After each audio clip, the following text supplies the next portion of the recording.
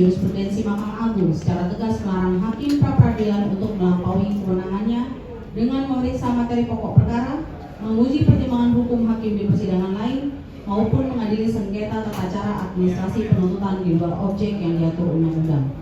3. Bahwa seluruh dalil posita pemohon nyata-nyata bukan merupakan objek pra-peradilan, melainkan bentuk manipulasi yuridis untuk menyeret wewenang judeks fakti perkara pokok ke dalam forum pra-peradilan. Terkait dengan keterangan dari keberatan kami anggap dibacakan dari halaman 14 sampai dengan halaman 16 yang mulia. Kemudian berdasar dalam pokok perkara, apabila hakim tunggal pra-peradilan yang mulia berpendapat lain mengenai eksepsi termohon, berikut adalah bantahan substansial atas seluruh dalil pemohon. 1. Batalnya surat dakwaan tidak membatalkan status tersangka maupun penyidikan. Pemohon membangun narasi bahwa putusan sela Pengadilan Negeri Jakarta Timur nomor 301 /P-Sus/2026/PN Jakarta Timur yang menyatakan surat dakwaan batal demi hukum otomatis menghapus status tersangka dan mematikan seluruh proses hukum. Bantahan yuridis termohon bahwa pasal 1 angka 28 Undang-Undang nomor 20 tahun 2025 tentang KUHP, tersangka adalah seorang yang karena perbuatannya atau keadaannya berdasarkan bukti permulaan yang cukup patut diduga sebagai pelaku tindak pidana. Bahwa berdasarkan pasal 75 ayat 2, 3, dan 4 Undang-Undang nomor 25 tahun 2025 tentang KUHP mengatur syarat formil dan materi surat dakwaan. Apabila tidak dipenuhi, dakwaan dinyatakan batal demi hukum. Namun ayat 4 secara eksplisit memberikan kesempatan satu kali kepada penuntut umum untuk memperbaiki dan mengajukan kembali surat dakwaan. Pasal 158 Undang-Undang nomor 20 tahun 2025 tentang KUHP junto putusan Mahkamah Konstitusi Republik Indonesia nomor 21 tahun 2014 membatasi secara limitatif bahwa pembatalan atau pengujian keabsahan penetapan tersangka hanya dapat dilakukan melalui forum pra-peradilan berdasarkan penilaian ketersediaan minimal 2 alat bukti yang sah. Bahwa dalam sistem peradilan pidana, tahap penyidikan dan tahap penuntutan adalah 2 rezim fungsional yang terpisah. Putusan sela yang menyatakan surat dakwaan batal demi hukum merupakan penilaian hakim atas produk penuntutan yang berdasarkan pertimbangannya karena ketidakcermatan, ketidakjelasan, atau ketidaklengkapan redaksional penyusunan dakwaan. Bahwa putusan sela tidak memiliki daya luluh ke tahap pra penuntutan. Putusan sela tidak membatalkan surat keputusan P21, surat penetapan tersangka maupun alat bukti yang terkumpul dalam berkas perkara. Ketika surat dakwaan dinyatakan batal demi hukum dan berkas dikembalikan ke penuntut umum, hubungan hukum subjek perkara secara otomatis kembali pada kualifikasi yuridis semula, yaitu sebagai tersangka. Status tersangka ini tetap sah dan berkekuatan hukum mengikat karena alas hukum pembentukannya tidak pernah dibatalkan oleh putusan pra-peradilan manapun. Maka dalil pemohon pada angka 8 dan 26 yang menyatakan status tersangka gugur demi hukum adalah pemikiran spekulatif yang tidak berdasar hukum positif. 2. Legalitas penerapan pasal 75 ayat 4 Undang-Undang nomor 20 tahun 2025 perlawanan pasal 206 adalah opsi, bukan kewajiban imperatif. Pemohon menuding termohon melakukan error in procedure karena menggunakan pasal 75 ayat 4 dan tidak melakukan perlawanan ke pengadilan tinggi berdasarkan pasal 206 ayat 4 Undang-Undang nomor 20 tahun 2025. Bahwa perlawanan pasal 206 adalah opsi hak, bukan kewajiban imperatif. Norma pasal 206 ayat 4 Undang-Undang nomor 20 tahun 2025 diawali dengan klausul kondisional dalam hal penuntut umum tidak menerima. Ini menegaskan bahwa mekanisme perlawanan atau interposisi ke pengadilan tinggi adalah hak atau opsi hukum pilihan apabila penuntut umum menolak atau tidak sependapat dengan amar atau pertimbangan putusan sela majelis hakim. Bahwa apabila penuntut umum menerima dan menghormati catatan korektif majelis hakim dalam putusan sela, penuntut umum tidak perlu menempuh jalur perlawanan. Penuntut umum berhak secara langsung menggunakan instrumen pasal 75 ayat 4 untuk menyempurnakan formulasi surat dakwaan dan melimpahkannya kembali ke pengadilan negeri. Bahwa ketika termohon menilai bahwa putusan sela Pengadilan Negeri Jakarta Timur hanya mengoreksi formil redaksional surat dakwaan, termohon secara cerdas dan efisien memilih untuk memperbaiki dakwaan secara sesuai pasal 75 ayat 4 demi terwujudnya peradilan cepat, sederhana, dan biaya ringan. Meminta hakim pra-peradilan memerintahkan penuntut umum mengajukan perlawanan adalah petitum yang mengintervensi independensi penuntutan dan melanggar prinsip kekuasaan kehakiman. 3. Keabsahan status terdakwa pada lembar pelimpahan kembali perkara. Bahwa pemohon mempermasalahkan sebutan status terdakwa dalam surat pelimpahan B garis datar 5645 garis miring APP garis miring sel garis miring E.2 garis miring 07 garis miring 2026 tertanggal 27 Juli 2026. Bantahan Yudis termohon bahwa pasal 1 angka 29 nomor 20 tahun 2025 tentang KUHP terdakwa adalah seorang tersangka yang dituntut, diperiksa dan diadili di sidang pengadilan. Pasal 75 ayat 1 Undang-Undang nomor 20 tahun 2025 tentang KUHP mengatur kewenangan penuntut umum untuk melimpahkan berkas perkara pidana ke pengadilan negeri yang berwenang beserta surat dakwaan. Standar Operating Procedure Administrasi Penuntutan Kejaksaan Republik Indonesia mengatur format baku tata usaha negara atau administrasi pidana dalam formulir surat pelimpahan perkara yang mewajibkan pencantuman kualifikasi status subjek hukum yang dilimpahkan ke persidangan. Bahwa pelimpahan kembali perkara pasca perbaikan dakwaan berdasarkan pasal 75 ayat 4 menginisiasi dimulainya babak persidangan baru. Bahwa penyebutan status terdakwa pada formulir surat pelimpahan perkara dan pada kepala surat dakwaan baru murni merupakan kualifikasi yuridis formal administratif untuk mendudukan subjek hukum dari tahap pra-adjudikasi ke tahap adjudikasi. Status terdakwa dalam surat administrasi pelimpahan adalah predikat posisi hukum subjek perkara di hadapan pengadilan, bukan merupakan bentuk upaya paksa fisik seperti penangkapan atau penahanan. Mengkonstruksikan status terdakwa pada lembar pelimpahan sebagai upaya paksa laten adalah kekeliruan konseptual yang mengada-ada. 4. Tuduhan kosmetik edit adalah wewenang hakim perkara pokok, bukan pra-peradilan. Bahwa pemohon mendalilkan bahwa termohon hanya melakukan perbaikan redaksional atau kosmetik edit tanpa merubah BAP atau bukti. Posita angka 13 sampai dengan 15. Bantahan yuridis termohon bahwa pasal 2 ayat 2 Peraturan Mahkamah Agung nomor 4 tahun 2016 pemeriksaan pra-peradilan terhadap permohonan tentang tidak sahnya penetapan tersangka hanya menilai aspek formil, yaitu apakah ada paling sedikit 2 alat bukti yang sah dan tidak memasuki materi perkara.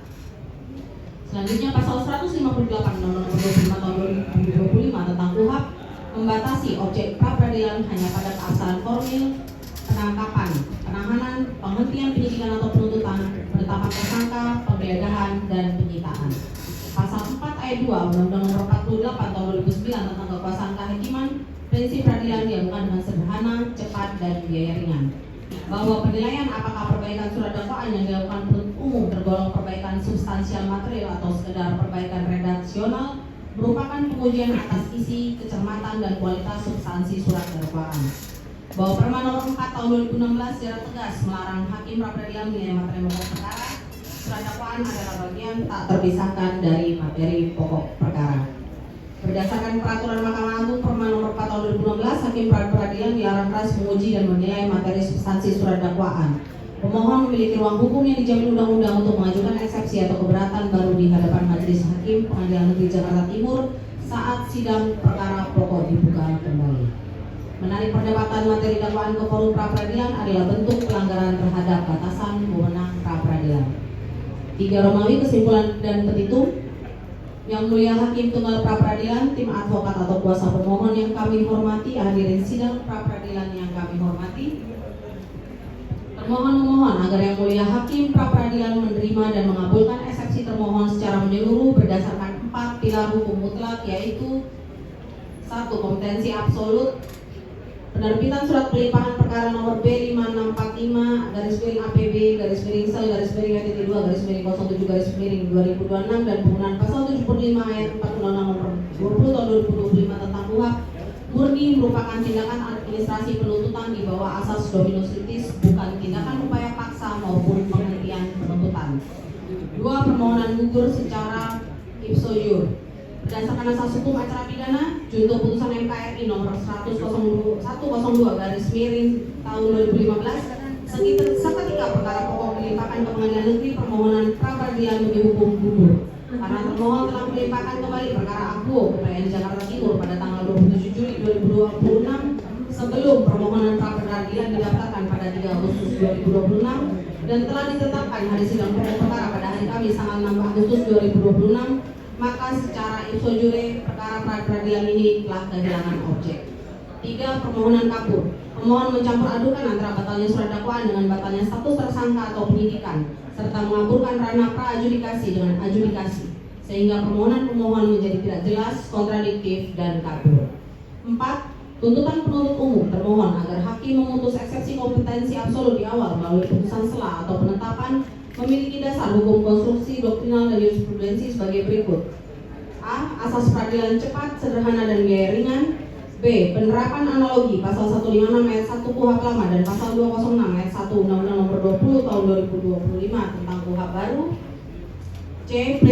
Prinsip hukum acara tentang kompetensi absolut, doktrin hukum acara analogi pasal 134 HIR atau pasal 162 RPG. Keberatan mengenai kompetensi absolut menyangkut wewenang kekuasaan kehakiman. Secara doktrin, hakim karena jabatannya wajib menyatakan dirinya tidak berwenang mengadili segera setelah ia mengetahui bahwa objek yang digugat berada di luar kewenangan pengadilan atau pra-peradilan tanpa harus menunggu seluruh tahapan pembuktian selesai. D. Batasan ruang lingkup Perma Nomor 4 Tahun 2016.